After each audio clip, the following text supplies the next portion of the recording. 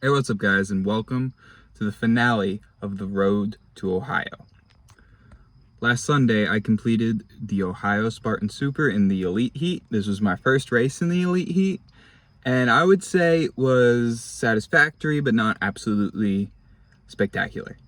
Today's actually Thursday. It's been a while since the race. I needed some time to cool down. I've had a bit of a hectic week, and so it took a little bit of time for me to really collect my thoughts and put together a proper review of the race. So I wrote a list here of my strengths and weaknesses, things I need to work on, and everything like that. But first, I'm going to talk about what actually happened in the race. We were only allowed to check in 30 minutes before the start time of the race, which, with including bag check and changing and putting your stuff back into your bag, you did not really have enough time to warm up. So I think on my next race, I'm going to try to plan on getting like at least 10 minutes of my warm up in before we even register into the race and get into the race venue. At the start line, I recognized some of the racers. I saw that there was going to be a group of pretty good athletes there. It was even more of a stacked field than I thought there would be. And when the race actually started, they went out like an absolute bullet. I think they were going sub 5:30 pace for the whole first mile. Our first mile was a 6:40, and that included barbed wire, monkey bar, and a stream crossing, and a couple walls. And that was all in the first mile, and our total time was still 6:40. So they went out so fast. And so, at least for the first half mile, I was sticking at, I think, around like 9th place, like 9th place, until we got to a stream crossing. And for whatever reason, I was significantly faster than the people around me in the stream. And so I came out in like 4th or 5th place. I did some strong running and eventually worked my way up into 3rd place. Kept in 3rd place and ran into the Olympus, where I got caught and came out in 5th place. And so I got into 4th place's back and I sat on his back for the next couple miles or so. When I made a big move, maybe put a lot of effort in jumping over a wall or something like that, I did feel a little bit of weirdness in my stomach. But I thought, if anything, that's going to keep me as a limiter. It's going to keep me from doing bad pacing. It's going to keep me from pushing too hard in the first half of the race. So I sit with like the 3rd through 5th place people in that little pack and run. And I can really tell that the people around me are working a lot harder to keep up the pace than I am. So about 4 miles into the race, we get to the carries. And at the carries, I didn't really have the strength to make a huge move, but I did notice that at both of the carries, when there were big downhills, because they decided to put the only hills of the race where the carries are, with those downhills, I made up a whole lot of time. So I got myself right up next to, I believe, we were in a pack 2nd, 3rd, and 4th. And this is where I made my first mistake, my first big mistake, besides going really slow through Olympus. The one guy in 3rd or 2nd place, because we were 2nd, 3rd, and 4th, the guy in 2nd place, his name is Logan Broadbent. He's a Spartan Pro. He's part of the Torque Pro team. He got 3rd place, the U.S. National Series at Jacksonville. Very fast, probably faster than me. He beat me in this race, so definitely faster than me. And he took off. And at this point, I had a decision to make. I could either try to stick with him for as long as I can. Probably would have hurt a lot. Probably I would have fallen off the pace. Or I could stay with this other guy and form a little group ourselves and run at, again, like 90% of my capacity. And so I stuck with the other guy. My stomach, but it's also because I don't think I was really willing to race that gutsy to make such a big move 3 miles away from the finish of the race, which is not a mistake I'm looking to make again.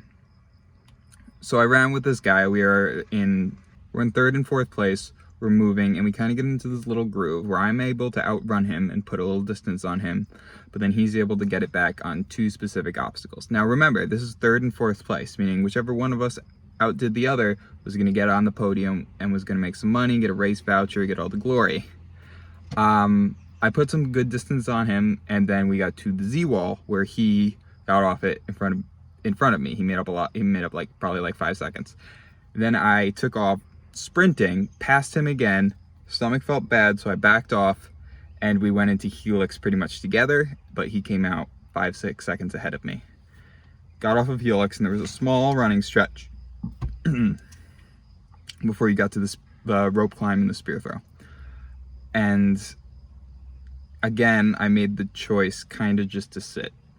It would have been really, really painful to go catch him, but in all honesty, I think I could have, if I wasn't scared of my stomach. I don't know what would have happened if that feeling in my stomach was just faking it, just getting the feeling but having nothing inside to actually cause me problems, or if I did try to catch him, I would have had to jump into the woods. But I want to win a podium. And at that point, I was hoping that he would miss his spear. And I don't think that that is the correct move to make. I think I should have tried to catch him and risked having the accident. But what ended up actually happening was he made his spear and then I missed my spear. So it didn't matter anyway. And then I did 10 very, very fast burpees before 5th place came in and also missed his spear. And then I did the remaining 20 very, very lazy, slow burpees and then finished in a little over 55 minutes for 4th place. So the main takeaway for me is that I have the ability to make the elite podium, maybe even the ability to win at some races. I do have the ability to win at some races. I do have the ability to win at some races. But I need to execute on all fronts. I can't be losing 5 seconds to people on any obstacles. I can't hesitate on any obstacles. I can't let the fear of having stomach issues hold me back. If it happens, it happens. If it doesn't, it doesn't. I have to race gutsy. I have to run to 100% of my ability. And so I made this list, and I have 4 bullet points right now, and under the heading for those bullet points is why did I lose? And I'm not all disappointed. I'm not mad. I'm not a bad sport. I was happy after the race. I had a good day. I had a whole lot of fun. I met some really cool people. It was awesome. But I didn't make the podium, and that's my goal for this year. So why did I not make the podium? Bullet 1. Didn't run hard enough due to stomach. I could have gone with Logan. I already explained that. Bullet 2. The traversing obstacles. Z-Wall, Olympus, Helix. Got to get better at those. Z-Wall is still a bit of a mystery to me, to be honest. I think I just need more reps on the actual Z-Wall with my heart rate really high. I do have a Z-Wall built in my backyard, but the boxes are very large and easier to grip, especially with the feet. And 2, I need to go into it with a super high heart rate. It's much easier when you're just doing it in your backyard. Olympus, I think I'm gonna try it on my feet, grabbing the chains instead of on my knees, grabbing the holes. I believe that will be faster and a bit riskier, but I've seen people do it. And also on Helix, that was the first time I ever saw the obstacle.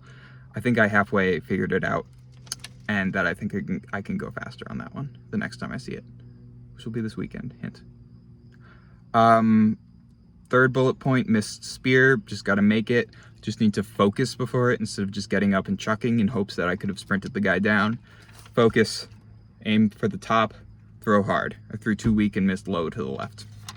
Next time I gotta take that second and say that inside my head. And then the last bullet point, didn't run gutsy enough. That will not happen again. Then I made 2 different lists. The strengths, places where I made up time, and my weaknesses, places where I lost time. Strengths, places where I made up time, was running, except for Logan, but I think everybody else I was outrunning or could outrun. Carries, especially the downhills and the carries. Over obstacles, meaning the walls, the cargo net, the box, anything that you went over, I made up time on. And the water crossing, which I have no idea why I made up time on that. No idea. Weaknesses, Olympus, Z-Wall, Helix, the traversing obstacles. Running to Logan, still got to get faster. And hesitation on the hanging obstacles. They put Twister on Steve Hammond's Instagram story, and I used a stopwatch to time everybody from when they stepped up to when they rang the bell. And of the top 5 people, I had the slowest time by like 3 seconds. And this wasn't because when I actually grabbed the Twister, and went across it, I was 3 seconds slower. It was because I stepped up and waited 3 seconds before I started it. I had a little bit of nerves about this obstacle, but because last time I did it in 2019, it was very difficult for me. It was not difficult for me now that I'm in better shape and stronger. Next time, just need to jump on it. So the things I can improve, how to improve my weaknesses. This is how I'm going to improve my weaknesses. I need more experience.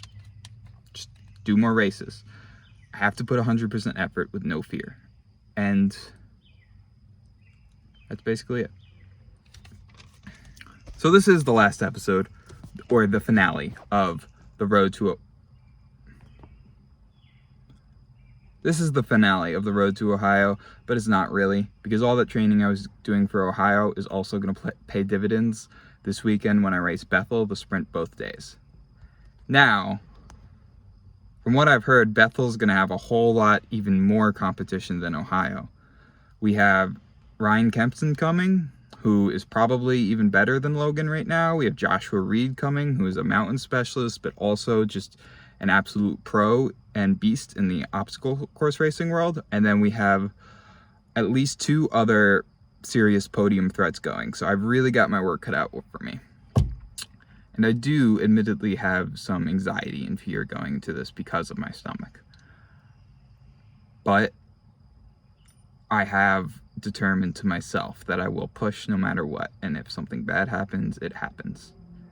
And if it doesn't, then I will know that I truly wasn't there on that day. If I do not make the podium, hopefully I will. So I will do another recap after Bethel next week. I've got a lot of resting to do over these next 2 days. Thank you for watching.